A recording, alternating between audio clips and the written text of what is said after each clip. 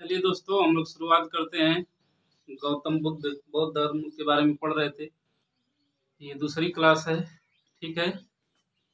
Class शुरू करने से पहले भगवान बुद्ध के बारे में उनका स्मरण कर लेते हैं। थोड़ा भगवान बुद्ध का स्मरण कर लेते हैं। बुद्धं शरणं गच्छामि, धम्मं शरणं गच्छामि, संघं शरणं गच्छामि। जय भगवान बुद्ध। देखिए, जो बोले इसमें से क्वेश्चन भी आता है कि बौद्ध धर्म के त्रिरत्न क्या है। तो पहला क्या बोले? बुद्धम शरणम गच्छामि। तो पहला त्रिरत्न में पहला है बुद्धम, बुद्ध। दूसरा है धम्मम शरणम गच्छामि, तो धम्म। और तीसरा है संघम शरणम गच्छामि। तो तीसरा त्रिरत्न में है कौन? संघ।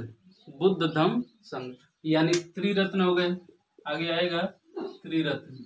बौद्ध धर्म के त्रिरत्न कौन सा? तो बुद्ध, दूसरा धम्म और तीसरा क्या है? संघ। और ये बहुत बार क्वेश्चन पूछे कि बौद्ध धर्म के त्रिरत्न के कौन कौन से हैं, या इनमें से कौन सा नहीं? तो बुद्ध, धम्म और संघ। ठीक ना? तो ये क्वेश्चन इस तरह से पढ़ेंगे, याद हो जाएगा तुरंत। आइए शुरुआत करते हैं। देखिए, गौतम बुद्ध को जब ज्ञान प्राप्ति हो गई, तो अब सोचेंगे कि पहला किसको हम अपना उपदेश, किसको ज्ञान के बारे में बताएं। तो उन्होंने पहली बार सोचा है कि ज्ञान दिया जाए अलार कलाम जी को और रुद्र कराम पुत्र को। लेकिन उनको इतना ज्ञान प्राप्त हुआ है कि उनको मालूम चल गया कि अब ये दोनों लोग इस दुनिया में नहीं है। तो फिर जब ध्यान में होते हैं तो कहते हैं चलो उन लोग को ज्ञान देते हैं जो हमसे भाग गए थे, खीर खाने के बाद भाग गए थे। यानी 5 साधकों को, कौंडिन्य, वप्पा, भादिया, महानामा और अस्सागी को ज्ञान देना चाह रहे हैं। तो ये पहुंचते अब कहाँ पे? ये पता कि सेंस काम, जब ज्ञान प्राप्त होगा तो उनको सेंस हो कि अच्छा इस समय ये पांचों कहाँ पर होंगे। तो मालूम चल गया कि सारनाथ, ऋषिपत्तनम, या उसको और नाम है मृगदाव। मृगदाव, ठीक है, याद रखिएगा। मृगदाव यानी बनारस में, बनारस के पास सारनाथ में। तो ये ज्ञान उपदेश देना, इनको देने का उपदेश। तो देखिए, जब हमारे साथ कोई रहता है, थोड़ा विवाद चाहे, हम उसके प्रति नकारात्मक भाव रखते हैं तो नकारात्मक सी बात है। जब इनको देखें कि अरे सिद्धार्थ आ रहा है, बुद्ध जी आ रहे हैं, तो कर नहीं, कोई बोलेगा नहीं इनसे, कोई भी इनको पानी में नहीं पूछेगा, कोई भी बैठाएगा नहीं, क्योंकि बहुत भ्रष्ट आदमी है। लेकिन जैसे जैसे ये नजदीक गए उन लोगों के पास, तैसे तैसे कोई पानी लाकर दे रहा है, कोई स्थान दे रहा है, कोई चादर बिछा रहा है। मतलब उनके प्रभाव इतना हो गया था कि सब लोग क्या हो गए? शांत हो गए। तो वही पहला उपदेश देते हैं। गौतम बुद्ध ने पहला उपदेश दिया है। बहुत बार क्वेश्चन पूछा, कहाँ दिया है? सारनाथ में। सारनाथ नहीं देता तो ऋषिपत्तनम, ऋषिपत्तनम नहीं देगा तो मृगदाव में। और इस उपदेश को बौद्ध धर्म में कहा गया है, बौद्ध धर्म में कहा गया है धर्म चक्र परिवर्तन। बौद्ध धर्म में कहा गया है धर्म चक्र परिवर्तन। ठीक ना?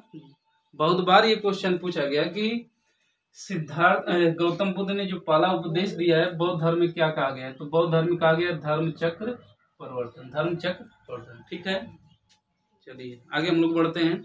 बहुत ही इंटरेस्टिंग क्लास है और थोड़ा थोड़ा एंजॉय करके पढ़ेंगे, थोड़ा सा फिर माइंड में गौतम बुद्ध की तरह शांत होकर याद करेंगे क्या क्या पढ़ें, तो आपको याद होता चला जाएगा। ठीक है, आइए देखते हैं आगे।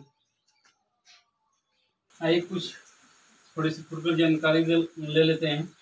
पहला बुद्ध उपदेश किस भाषा में? बहुत बार क्वेश्चन पूछा कि किस भाषा में उपदेश दिए थे। तो उपदेश दिए थे पाली भाषा में। पाली भाषा में, जो एक जनसाधारण भाषा थी, जनसाधारण भाषा यानी आम लोगों की भाषा में इन्होंने अपना उपदेश दिया। इसलिए सबसे अधिक जुड़ा हुआ हो रहा था उस समय बौद्ध धर्म के बारे में, बौद्ध धर्म में, क्योंकि सब लोग भाषाएं जो बोलते थे, जो आम चाल की भाषा थी, उसमें अपना उपदेश दिया। तो पाली हो गया। सर्वाधिक उपदेश, बहुत बार ये क्वेश्चन पूछा, सर्वाधिक उपदेश गौतम बुद्ध ने कहाँ दिया था? तो श्रावस्ती में, श्रावस्ती में दिया है। देखिए एक महत्वपूर्ण घटना, इनका जन्म, मृत्यु की तिथि चीनी परंपरा कैंटोन अभिलेख, कैंटोन याद रखिएगा, कैंटोन अभिलेख के आधार पर निश्चित किया गया है। मृत्यु इनकी गौतम बुद्ध की हुई है कुशीनारा में। कहाँ पर? कुशीनारा में, जो देवरिया उत्तर प्रदेश में पड़ता है। वहां पर 483 चुंग के द्वारा भोजन देने पर कहा जाता है कि मांस खिला दिया था, तो इसलिए उनको पेट खराब और इस तरह से उनकी मृत्यु हो गई चुंग के द्वारा। ठीक, ये बहुत बार क्वेश्चन में पूछा जाता है कि बौद्ध धर्म में गौतम बुद्ध की मृत्यु को क्या कहा जाता है? मृत्यु को कहा जाता है बौद्ध धर्म में महापरिनिर्वाण कहा गया। ठीक है, तो पहला हो गया गृह त्याग, महाभिनिष्क्रमण, पहला उपदेश धर्म चक्र परिवर्तन, और मृत्यु महापरिनिर्वाण। ठीक है, आगे देखते हैं। चलिए आगे देखते हैं गौतम बुद्ध ने क्या उपदेश दिए, दुखों से किस तरह से निपटारा हो सकता है। आप उनके उपदेशों को, दर्शन को फॉलो करेंगे तो जरूर निर्वाण की प्राप्ति होगी। निर्वाण यानी दुखों से क्या हो जाएंगे? विमुक्त हो जाएंगे। तो सबसे पहला बात है, बुद्ध द्वारा दिए गए 4 आर्य सत्य व्रत, एकदम सत्य बात है। पहला, उन्होंने माना है कि जीवन में दुख ही दुख है। फिर उन्होंने कहा है कि दुख का या दुख समुदाय दुख का कारण है। दुख आता है तो उसका कारण भी। ठीक है, अगला है उस कारण का समाधान कर सकते हैं, दुख निरोध है, मतलब उस दुख को समाप्त किया जा सकता है। और चौथा है दुख निरोधगामिनी प्रतिपदा। ठीक है, तो 4 आर्य सत्यव्रत कौन से? पहला दुख, केवल एक शब्द दुख समुदाय 2, तीसरा दुख निरोध, और चौथा है दुख निरोधगामिनी प्रतिपदा। देखते हैं कोई भी समस्या है, हम लोग क्या हो जाते, बहुत टेंस हो जाते हैं, तो हम लोग क्या करते हैं, कारण नहीं खोजते हैं, जबकि भगवान बुद्ध ने कहा कि सबसे पहले उसका कारण खोजिए। दुख आ रहा है, उसका कारण खोजिए। जानते हैं भी, साइंटिफिक भी है ये बात, साइंस ने भी इनका दर्शन को माना है। जैसे कोरोना आ गया, तो कोरोना का विज्ञान ने क्या कहा, वैज्ञानिकों ने क्या कहा कि पहले इसका कारण क्या, आखिर कोरोना क्यों फैल रहा है, तो कारण खोजिए। कारण खोज लिया, फिर देखिए वैक्सीन लगाने लगे, ठीक हो गया कि नहीं। तो सबसे पहले हम लोग जीवन में जो भी दुख है, समस्या है या टेंशन हो रहा है माइंड में, तो उसका हम लोग को कारण खोजना चाहिए। ये दर्शन दिए इनका बात है कि इसका गौतम बुद्ध। तो देखिए आज भी प्रासंगिक है, पूरी तरह से प्रासंगिक है। अगला है दूसरी बात, सांसारिक दुखों से मुक्ति हेतु अष्टांगी मार्ग। इन्होंने कहा कि सांसारिक जो दुख है, आपका सांसारिक दुख समाप्त हो जाएंगे अगर इन बातों को, 8 बातों को आप मान लेते हैं तो।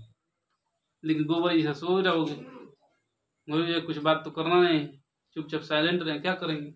तो उन्होंने क्या कहा है कि सम्यक दृष्टि होना चाहिए आपके पास, मतलब सबको एक समान, बहुत ही अच्छे नजर भाव से देखना चाहिए, सम्यक दृष्टि होना चाहिए। दूसरा का है कि सम्यक संकल्प होना चाहिए, एकदम किसी कार्य को करने के लिए एकदम संकल्प ले लेना चाहिए। लेकिन हम लोग क्या, आज संकल्प लिए, फिर कि 4 बजे जगेंगे, पता चला 4 बजे अलार्म बजा भी, सो रहे हैं, फिर दूसरा दिन का संकल्प बनाते। ऐसा नहीं है, ऐसा नहीं होना चाहिए। तीसरा है संकल्प सम्यक वाणी। मतलब अपनी भाषा का प्रयोग बहुत ही निर्मल भाव से प्रयोग करिए, बहुत ही अच्छा विचार रखिए, अच्छा बोलिए, सम्यक वाणी। चौथा है सम्यक व्यायाम। आपको व्यायाम भी करना है। व्यायाम तो हमारा क्या हो गया, खत्म है, इसीलिए तो बीपी शुगर ये सब बढ़ता जा रहा है। छोटे छोटे बच्चे मोबाइल में घुसे जा रहे हैं, है कि नहीं। सभी लोग रील देख रहे हैं, तो रील देखोगे तो कहाँ से बेटर फील कर पाओगे, बस केवल माइंड में बेटर फील करोगे, मन में लड्डू फूटते रहेंगे। जबकि व्यायाम करने से शारीरिक भी और मानसिक दोनों रूप से हम सुदृढ़ होते हैं। विवेकानंद ने भी ये माना है कि मंदिर में जाने से अच्छा है कि आप 1 घंटा फुटबॉल खेल। तो सम्यक व्यायाम। 5वां है सम्यक कर्मांग। हम कर्म तो करेंगे नहीं, फल की इच्छा करना चाह रहे हैं, तो उन्होंने कहा नहीं, आपको अपना कर्म करते रहना चाहिए। 6वां है सम्यक स्मृति है, सम्यक आजीव है और सम्यक समाधि। ठीक, तो इन अष्टांगी मार्गों का प्रयोग करके, फॉलो करके अपने हम जो सांसारिक जीवन में दुख आ रहे हैं, इससे हम पा सकते हैं, मुक्ति पा सकते हैं। ठीक है, ठीक है, आगे चलते हैं। अगला है, बौद्ध बार ये पूछा जाता है कि बौद्ध धर्म के त्रिपिटक कौन है। बौद्ध धर्म के त्रिपिटक है जो पाली भाषा में है, पाली भाषा में है। पहला है विनय पिटक, दूसरा है सुत्त पिटक और तीसरा जो पिटक है अभिधम्म पिटक। पहले विनय पिटक में व्याख्या है संघ संबंधी नियम, इसमें संघ संबंधी नियम दिया गया है विनय पिटक में। सुत्त पिटक में बुद्ध के उपदेशों का संग्रह है, बुद्ध के उपदेशों का संग्रह है सुत्त पिटक में। और अभिधम्म पिटक में दार्शनिक सिद्धांत है, दार्शनिक सिद्धांत है, दार्शनिक सिद्धांत है। ठीक, तो त्रिपिटक, त्रिपिटक, है ये 3 पिटक है।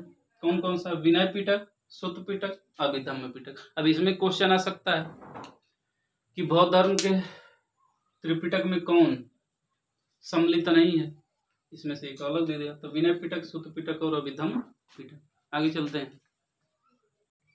बुद्ध ने निर्वाण प्राप्ति को सरल बनाने के लिए 10 शीलों की बात कही है, 10 शीलों की बात कही।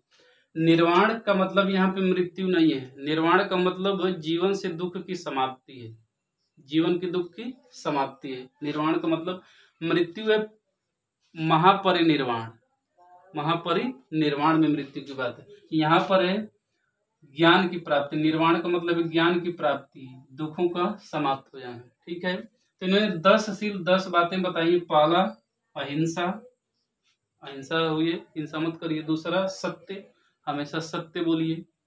अस्तेय, ये ना कि चोरी करिए, चोरी नहीं करना है, चोरी न करना। अपरिग्रह, संपत्ति न रखना, संपत्ति न रखना, अधिक संपत्ति न रखना। और मद्य निषेध, सही नहीं कि दारू पी रहे हैं, शराब पी रहे हैं, गांजा पी रहे हैं, ये सब नहीं करना है, मद्य निषेध है। 6वां है असमय भोजन न करना, जिससे आज का जीवन है हम लोग का क्या होगा, 10 शील में क्या फॉलो होगा, निर्वाण की प्राप्ति, दुख जाएगा ही नहीं। जब मिला तब खाए, जब मिला तब खाए, और इस समय का तो भोजन देख ही रहे हैं, और बहुत बढ़िया बढ़िया है। अगला है सुखप्रद, बिस्तर पर न सोना, इन्हें कि लगाए मोटा गद्दा, उस पे बढ़िया से सो रहे हैं, तो दिक्कत होगा ही। धन संचय न करिए, इकट्ठा न करिए। स्त्रियों से दूर रहना है। और नृत्य गान, इन्हें कि डीजे पर नाच रहे हैं हर जगह, कहीं भी नचने गाने बने पड़े हैं। तो ये अगर 10 शीलों को फॉलो कर लेते हैं तो आपको कन्फर्म है कि निर्वाण की प्राप्ति होगी। उसमें भी गौतम बुद्ध ने कहा है कि 10 शीलों में ये 10 जो है गृहस्थ लोग फॉलो कर सकते हैं, गृहस्थ लोग यानी जो घर बार रहकर बौद्ध धर्म को मान रहे हैं, खेती बाड़ी करें वो लोग। लेकिन इन 10 को भिक्षुओं को इम्पोर्टेंट था, भिक्षुओं को फॉलो करना था, जो बौद्ध भिक्षु बनते थे इन 10 शीलों को फॉलो करना होता था। जबकि छूट दिए थे कि जो भी गृहस्थ व्यक्ति है वो केवल 5 शील यानी अहिंसा, सत्य, अस्तेय, अपरिग्रह और मद्य निषेध नहीं करता, पर भी निर्वाण की प्राप्ति हो सकती होगी। ठीक है, आगे देखते हैं। हम बौद्ध संगीति देख लेते हैं। ठीक है, देखते हैं बौद्ध संगीतियाँ या सभाएं या सम्मेलन कब, बहुत बार इम्पोर्टेंट, सबसे इम्पोर्टेंट टॉपिक है ये। इसमें से बौद्ध धर्म का बार बार क्वेश्चन पूछा कि प्रथम बौद्ध संगीति कहाँ पर हुआ था, या प्रथम बौद्ध संगीति किसकी अध्यक्षता में हुआ था, द्वितीय बौद्ध संगीति किसके शासन काल में हुआ था। ठीक है, और मैचिंग द फॉलोइंग, मिलान करने के लिए आ जाता है। प्रथम बौद्ध संगति एक तरफ दे देगा शासन काल। ठीक है, तो शुरुआत करते प्रथम बौद्ध संगीति। प्रथम बौद्ध संगीति 483 ईसा पूर्व, 483 ईसा पूर्व। और कहाँ पर हुआ? राजगृह, राजगृह। इसकी अध्यक्षता कौन किए थे? महाकश्यप, महाकश्यप। शासन काल किसका था? अजात शत्रु का, अजात शत्रु का।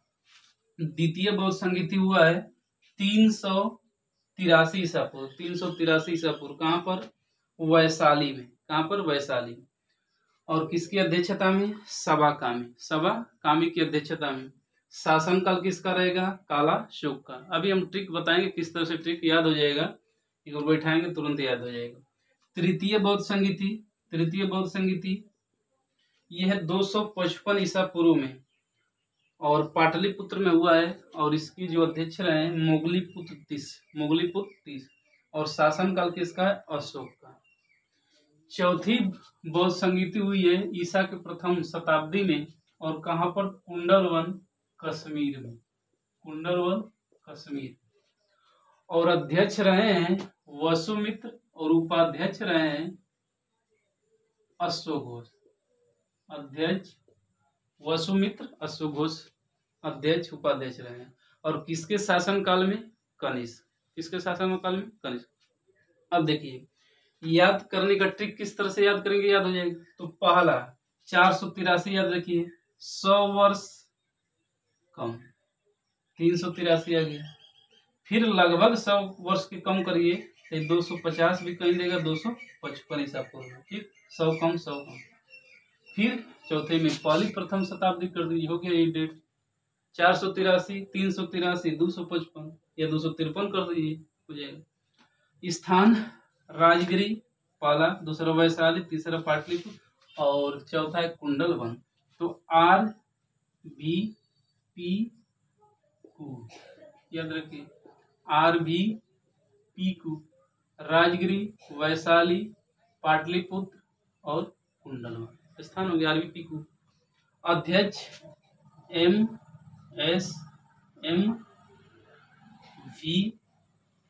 और ये याद रखिए MSMVA।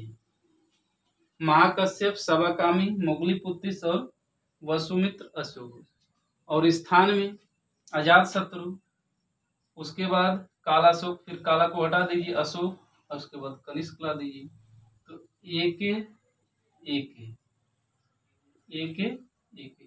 अजात शत्रु, कालाशोक, अशोक, कनिष्क। ठीक है, तो इस तरह से करके याद करेंगे तो याद हो जाएगा, बहुत आसान है। ठीक है, आगे देखते हैं। बहुत चलिए ये देखते हैं, बौद्ध धर्म दो भागों में बैठ गया। बौद्ध धर्म का विभाजन, बहुत बार ये क्वेश्चन पूछा गया है कि हीनयान महायान किस धर्म से संबंधित है, हीनयान महायान किस धर्म से संबंधित है।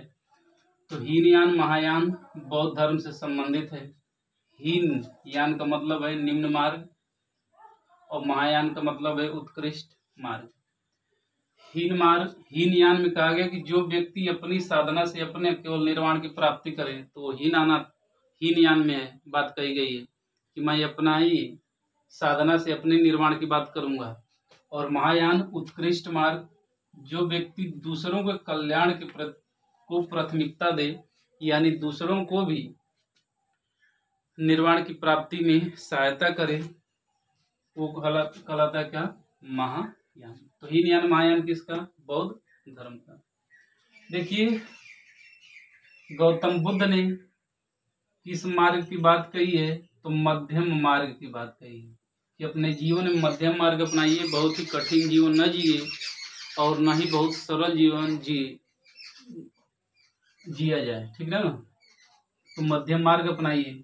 कुछ फुटकर जानकारियां देख लेते हैं, जैसे चैत्य हो गया, महापुरुषों का अवशेष जहाँ सुरक्षित करने वाली समाधि थी, अवशेष सुरक्षित करने वाले स्थान, या रुक जाइए इसको देख लेते हैं अभी। चैत्य जो है महापुरुषों के धातु अवशेष सुरक्षित रखने वाली समाधि को बोलते हैं। विहार जहाँ भिक्षुओं का वास स्थान था, जहाँ रहते थे, उसको बोलते थे विहार। स्तूप, स्तूप क्या होता है? बहुत बार ये क्वेश्चन पूछा गया है। स्तूप किस धर्म से संबंधित है? तो स्तूप बौद्ध धर्म से। मृतकों की चुनी हुई अस्थियों को रखने का स्थान, अस्थियों को रखने का स्थान। भिक्षुक, बौद्ध धर्म के प्रचार के लिए जिन्होंने संन्यास ग्रहण किया, संन्यास लिया, वो थे भिक्षुक। उपासक, गृहस्थ जीवन, ग्रामीण जीवन, घर खेती बाड़ी करते हुए जो बौद्ध धर्म को माने, अपनाए, उसको बोलते उपासक। ठीक है, तो ये हम लोग का टॉपिक था बौद्ध धर्म का। तो बौद्ध धर्म का मार्ग अपनाइए। बहुत ही उसमें बातें, जो दर्शन इनका बहुत ही महत्वपूर्ण बातें हैं कि जीवन दुखों से भरा, इससे घबराइए नहीं, कारण खोजिए कि कारण, दुखों का कारण क्या है, और उसका अगर कारण का पता चलता है, दुख अपने आप क्या होगा? समाप्त होगा। और एक और जानकारी मिलती है कि हमेशा मार्ग, या जब भी हम सफलता के मार्ग पर रहेंगे, जहाँ जहाँ लगेगा कि हम सफल होने वाले हैं, वहाँ पे विभिन्न घटनाएं आती रहेंगी। कोई प्रेम वश में, तो कोई नाच गाने में, तो कोई डीजे देखने में, इस सबों में वो लगा रहेगा। प्रेम संबंध सबसे देवदास बन के रोता गाता रहेगा। तो इस तरह से ये दर्शन है बौद्ध धर्म का कि इन सबों से बचा जाए। थोड़ा सा ध्यान कर लेते हैं, थोड़ा सा मनन कर लेते हैं, सतर्क रहते हैं, तो इनसे हम क्या हो जाएंगे? निवृत्त हो जाएंगे, निर्वाण की प्राप्ति कर लेंगे। बहुत बहुत धन्यवाद।